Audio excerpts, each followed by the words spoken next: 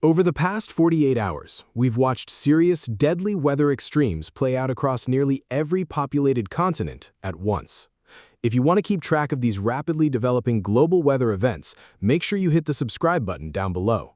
These events are not isolated flukes. We are watching a highly synchronized, multi-hazard climate crisis unfolding globally in real time. We'll start in the United States, where Tropical Storm Bertha recently made landfall along the Gulf Coast. The storm itself broke apart quickly once it moved inland, but further north in West Virginia, catastrophic flash flooding took its place. The water rose with extraordinary speed, ripping through creeks and overwhelming rivers.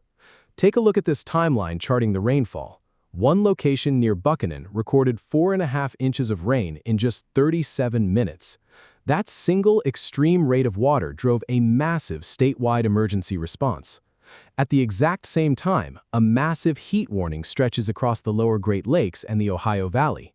More than 130 million Americans are currently under moderate to severe heat risk, with temperatures pushing well into the low 100s.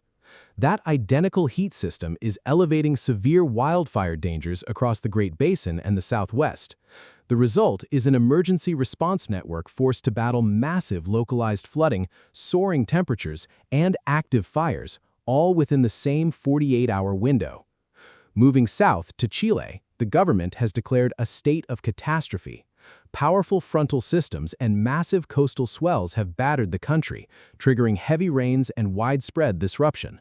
13 people have died, and rescue workers are still wading through thick, muddy floodwaters to search for those unaccounted for. Across the Atlantic, the focus in Europe shifts away from property damage directly onto the lethal toll of extreme heat. This demographic chart breaks down the human cost of the June and July heat waves in France.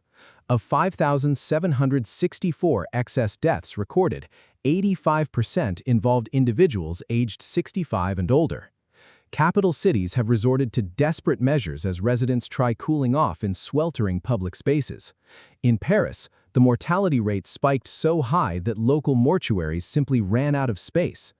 This prolonged heat has also triggered fast-moving wildfires, forcing authorities in both France and Spain to issue mass evacuation orders as the blazes spread into populated areas.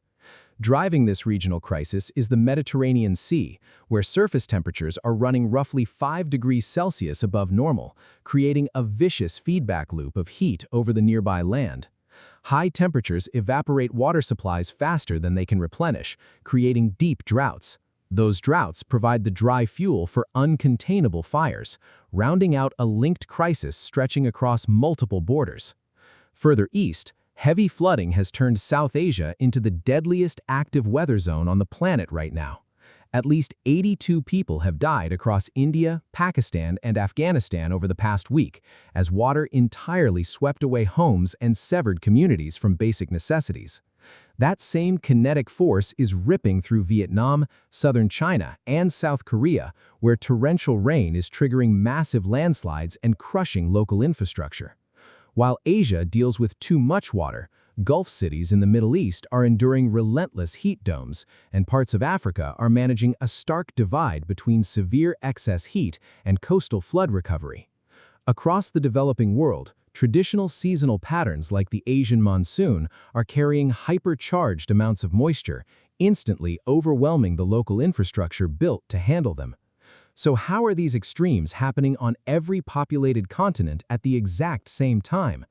This map shows global sea surface temperature anomalies. The deep red band stretching across the equatorial Pacific indicates a rapidly strengthening El Niño pattern. This massive oceanic heat transfer doesn't stay confined to the water. It totally rewires global atmospheric circulation patterns. While El Niño often suppresses Atlantic hurricane development, it acts as a massive global thermal engine, violently amplifying the cycles of heat, drought, and extreme rainfall we just toured. Forecast centers in both the United States and Europe predict that this hotter-than-normal global pattern will persist relentlessly through August and September. The disasters we've seen over the last 2 days are not a fluke. We are operating in a deeply interconnected multi-hazard climate, and these simultaneous extremes are the new baseline we have to continuously monitor.